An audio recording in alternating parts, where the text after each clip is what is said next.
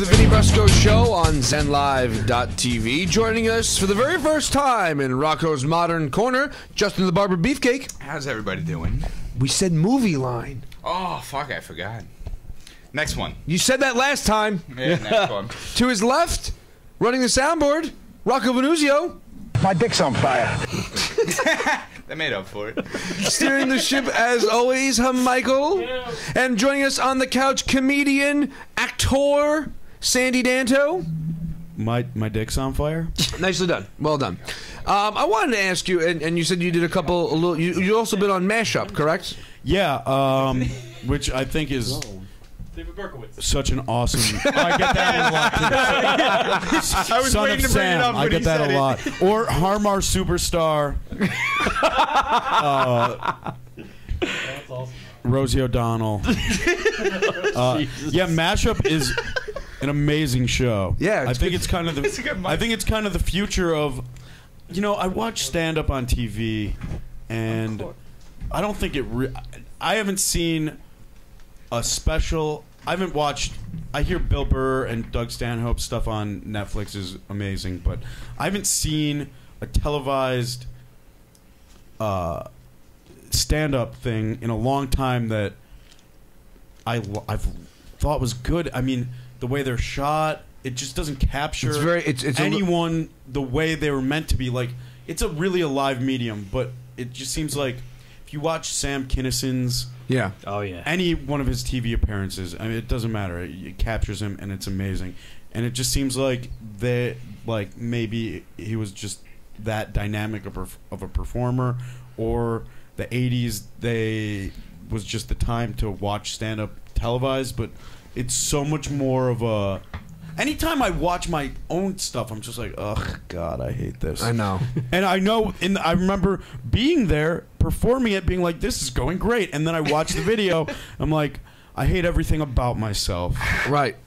And when I watch, like, friends of mine who have Comedy Central half hours or Conan performances, I'm just like, and you know what? I've seen people practice for these things, and it's like, they'll have a 15-minute set on a comedy show.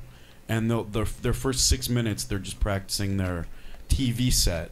And it's just like TV takes all the heart and all the fun and all the in-the-moment part of it completely out. Because you're playing to a television audience that's going to applaud after everything you say because there's a sign above wherever the person's performing that says applause, and it lights up. And so it takes out the element of any realism or any in-the-moment showmanship. It's just a rehearsed, scripted thing.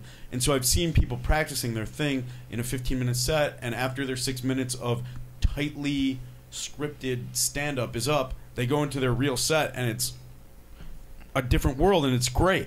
It's like you're there, but I just don't like the way that TV, it's sort of like Manipulates the way it. it manipulates and packages. I agree with you a million percent. Yeah, I think, I mean, you see it a lot on the Conans and things like that. I think one of the last stand-up specials I could say kind of came off as the most natural would be probably Chappelle's Killing Him Softly. Yeah. That you got a real interpretation of what Chappelle was doing, and he would just literally sit there and laugh at his own jokes, and it came off very natural and very realistic. But if you look at something like the Chris Rock special, it's the latest one is so weird. It's so I yeah, hate it's it. very cinematic. It's very, like you The said, one that goes to 3 different cities? yeah, it goes to I think it's Johannesburg, New York, and L.A. I think they go to those 3. And it, like you said, it's very produced. You don't see the guy in his natural environment. It comes off very, very grandiose. And I think that prior comedians, as you mentioned, had that, but without having to have all the tricks of television, without having to have. Well, I think the style in previous eras of comedy was such that it was like a tightly.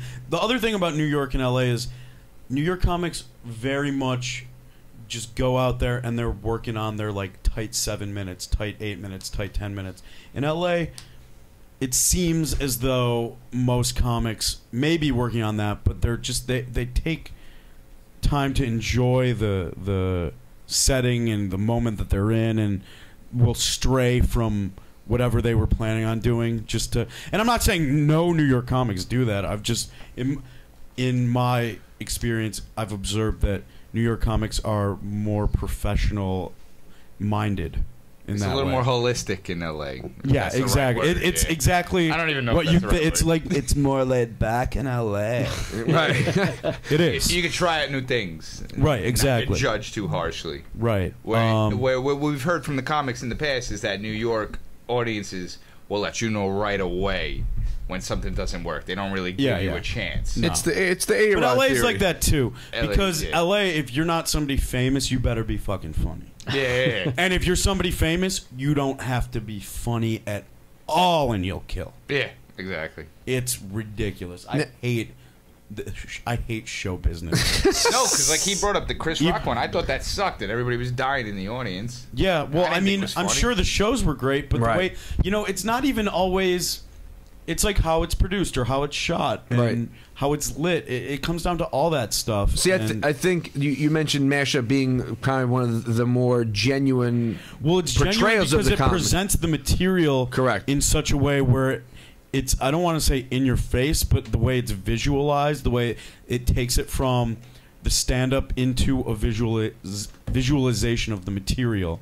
So not only, I mean, it's our generation, it's the way our generation needs to have stuff presented to overstimulated. Overstimulated. You don't have a chance to like Stop. get lost in a story. Like you don't have time to stop paying attention or phase out because you're seeing all of it in front of you. Right, but is that a pro or a con for a comedian? I could see it being a pro in the viewer's aspect, but as a comedian, don't you want, like, I remember Chappelle telling that story, the story of him in the ghetto with the baby selling weed, and he's lost, and he does such a good job of creating that image that as a listener or as an audience participant, you're creating the image in your mind. Do you think that takes away from the comedy, or do you think it kind of enhances it?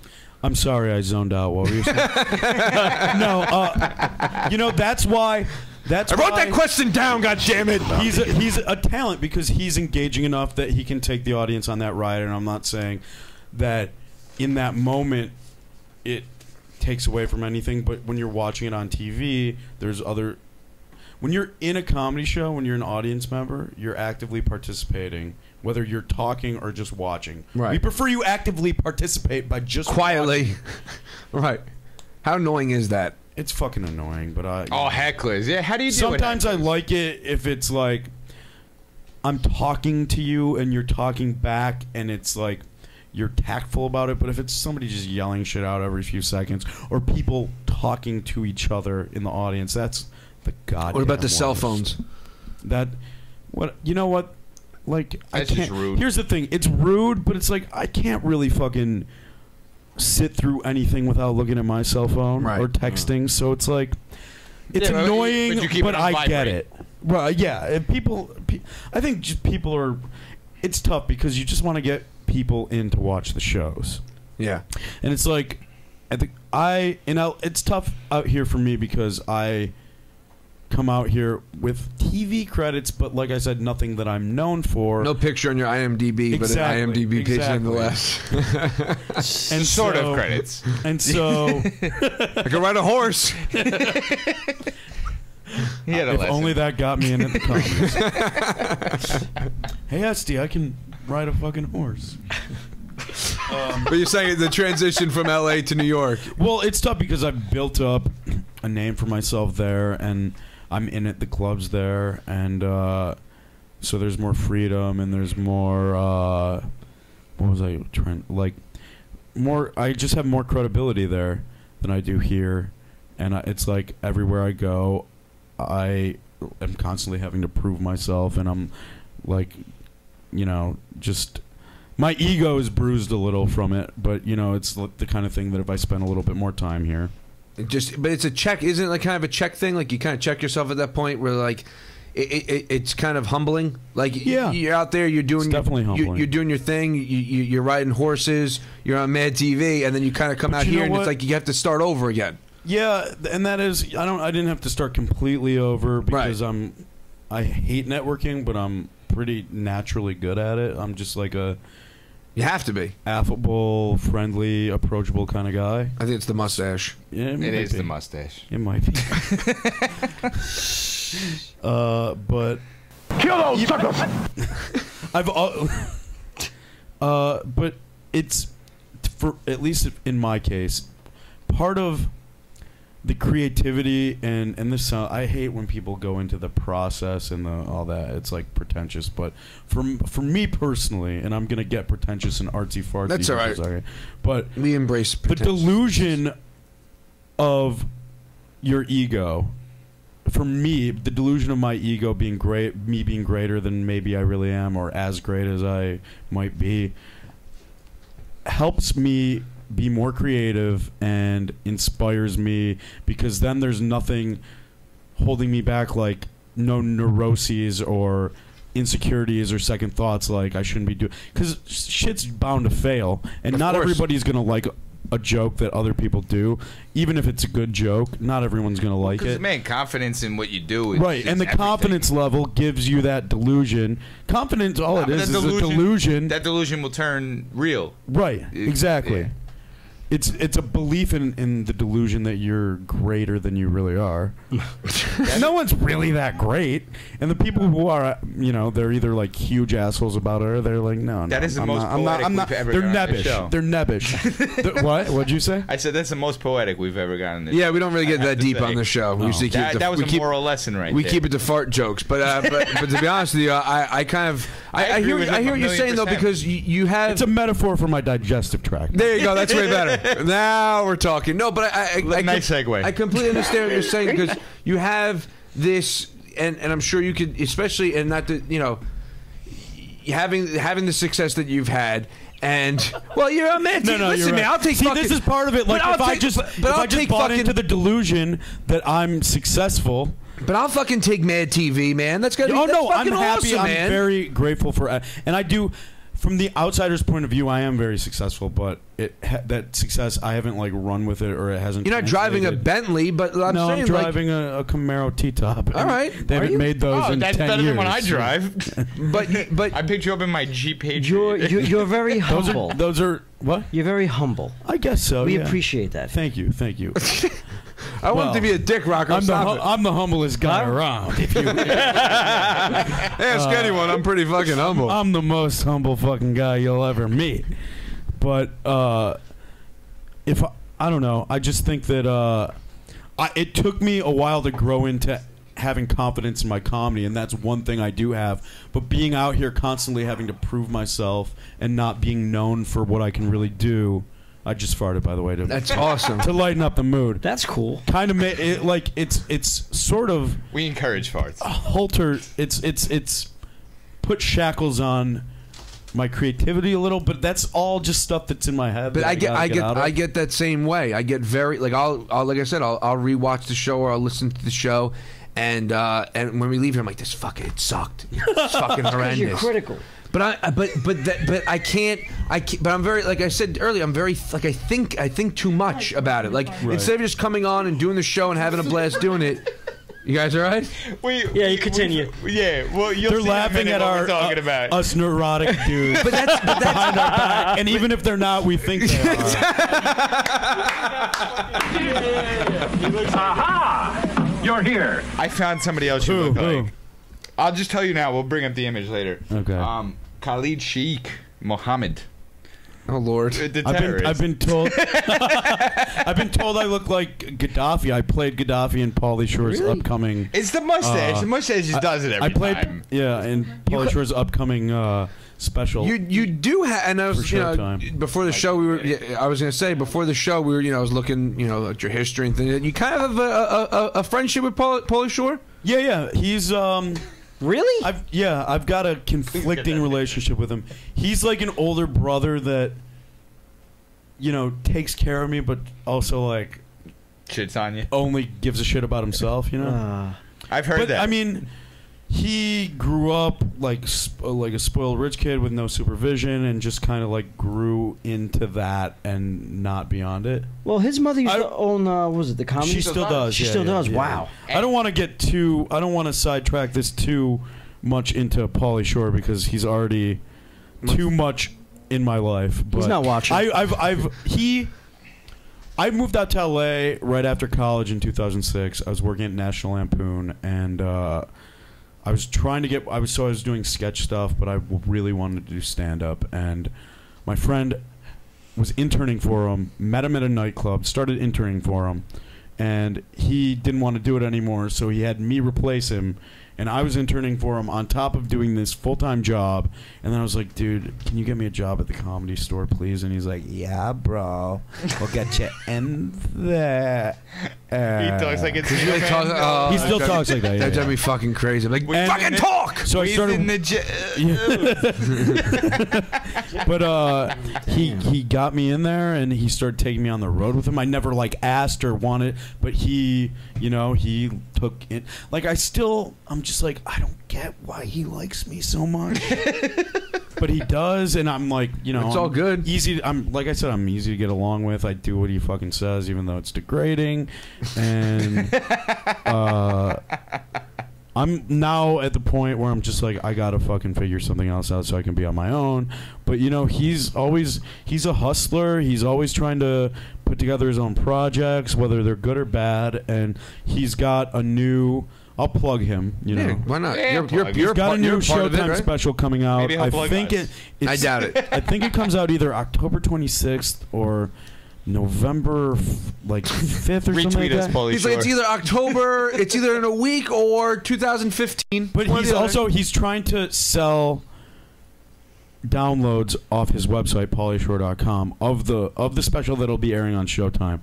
But if he sells 100,000 downloads, he's going to give away $100,000 to one of the people that downloaded the special. Wow. I didn't know Polish had that type of money, but it costs $5 a download. So if he sells 100,000 of them, there's your answer. He can manage to part ways. Sheesh. Sure. 1/5 of that. Sure. You know. Sure. So if you want to increase your chances of winning $100,000, download his special 10 times, you know? There you go. It's like playing the lottery. The weed's the lottery, bro. You mentioned National Lampoon and sketch comedy. You said you were doing the sketch thing, and you want to go into the stand-up thing at that point. And then when I started interning for him, that was like my segue into getting more into stand-up, and that from there, like working at the store, the Comedy Stores, there's no other place like it in the world. There's no other comedy club like it at all. There's places in New York that I've been to that have bits and pieces of it, but it's like once you're in there, it's a very intimidating place to get into. But once you're in, and the system of getting in as a comic is so fucked up and like arbitrary. There's one guy running it who's like Mitzi's minion. Gotcha. And he like has no comedy background. He used to like work at a male dance review in Jacksonville, Florida. Comics. There's guys that aren't very comical, right? Running the but he thinks because he's studied under Mitzi's tutelage, who she. You know, she produced some pretty famous people, but she also... My job at first at the Comedy Store was to watch all the old videos. Like all beta tapes, VHS, you were the bitch for a while. No, it was really cool because like when I first moved out to LA, it was as if I was going to comedy college. Because I was working at National Lampoon. I was reading a shitload of books about the history of comedy and biographies of all these old comics and newer comics, and I was watching all these old videos and getting advice from everybody, and it was super cool. But you know, there's tons of people that there's video archive of that were like Mitzi's favorite comics that were just horrible, or they were like good for their time and place but couldn't transcend their like gimmick.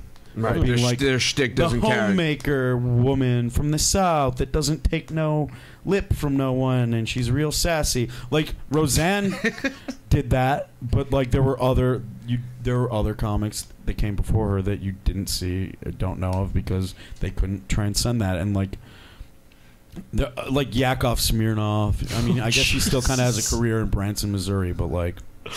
Guys like that with like, oh, he's the pirate comic, or right. the conquistador, the Larry comic. the Cable Guys of the world. Right, exactly. We got someone on the line. Let's go to our man from over the wall. Did he just hang up as I went to him?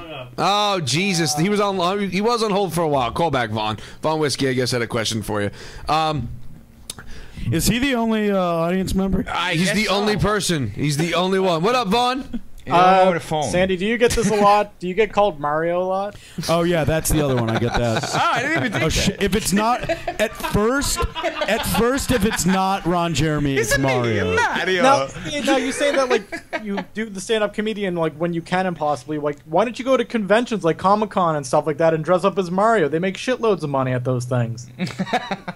Well, I haven't really thought about that, but I mean, I don't know. Maybe my ego is a little bit too high. If for you that. lose your backbone ever, that's you like can do that. that's like a little bit degrading. I went to Comic-Con. It's very degrading. Thanks for And the call, first of all, Vaughn. I don't think people get paid to dress up. It seems No, they more like don't. they're paying hundreds of dollars to dress up. I met about Mario. 40 Marios at last year's Hello, Comic-Con. Yeah. welcome And to none of Mario We're getting Kart. paid. I went to Comic-Con and I was afraid that if my secret that I haven't seen the new Batman got out, that I would be sodomized with a fake weapon that somebody had as a part of their costume. I might It's a fucking reasonable fear. Yeah, that is a reasonable fear. I'm not gonna lie. I'm a huge comic book video game nerd.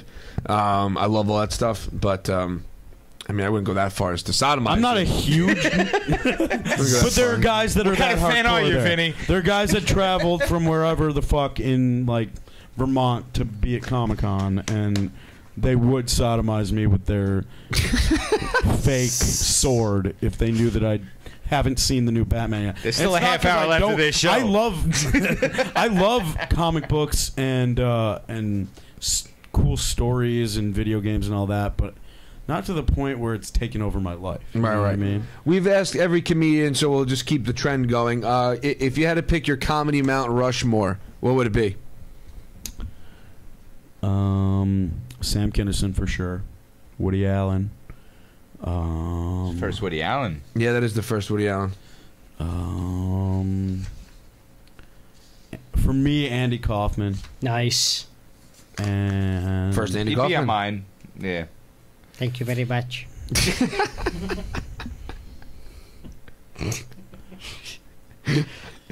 I think it's a three-way tie.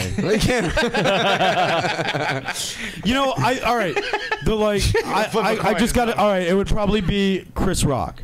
Yeah. Because I agree. because everybody loves to say Pryor, but you know, there's just like a disconnect for me. Like when I watch Pryor stuff, I see the value of how it was just amazing back then. It's like how I have friends who are like, "Fuck the Beatles." And if it's like, if you put the Beatles in context, I mean, their music is great, but if you put them in context and see what they did for how they impacted the world, culture all over the world, it's like, whoa, it gives you chills how crazy awesome the Beatles are. Yeah, and but it's the same with Pryor, but when I watch that stuff and listen to it, it just doesn't have the same effect on me because I grew up.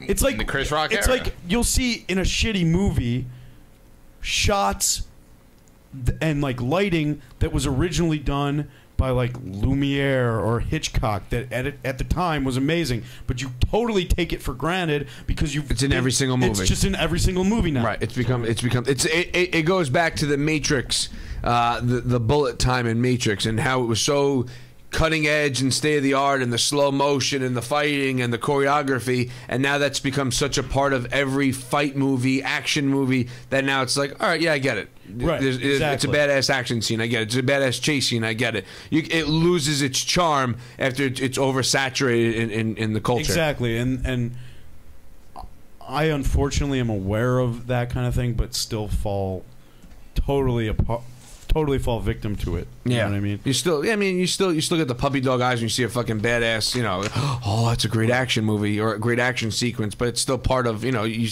seen it everywhere. Stop it! Stop it! It's the same with Dylan. jokes. Except Predator. It's the Same with greatest what? movie of all Same time. with jokes. Yeah. Like No one's reinventing the every wheel. fucking movie and TV show now is just recycled jokes. Nothing is like Nothing's original. nothing's original. Nah. But you know hard to they're be original they're now. original. There are original takes on old things, you know? Yeah, definitely. There's innovation, and even still, there could be originality, but I don't think they try hard enough. yeah. But back to But what you know, you're saying. then it gets like then there is people that do try hard enough, but it's like you're forcing it and it's contrived. Right. Right. So we should all just fucking give up on That's everything. it. Boil it That's down. it. Fuck All this shit. just play Fuck video it. games. Turn it off. Get money from our parents and go to Comic-Con. I love it. I love and the idea. sodomize somebody with a fake. That sounds Now like I'm in. a fucking game plan. Sign me up. Sodomy, video games, parents' basement, Comic-Con. Sounds like Finn's getting ready for a break. Let's go. All right, we're going to take a quick break. Coming up, Will Smith, Just Relax, breastfeeding your dog, and much more shit. Your phone calls, 914-595-4871, or Skype us on Zadalza NY.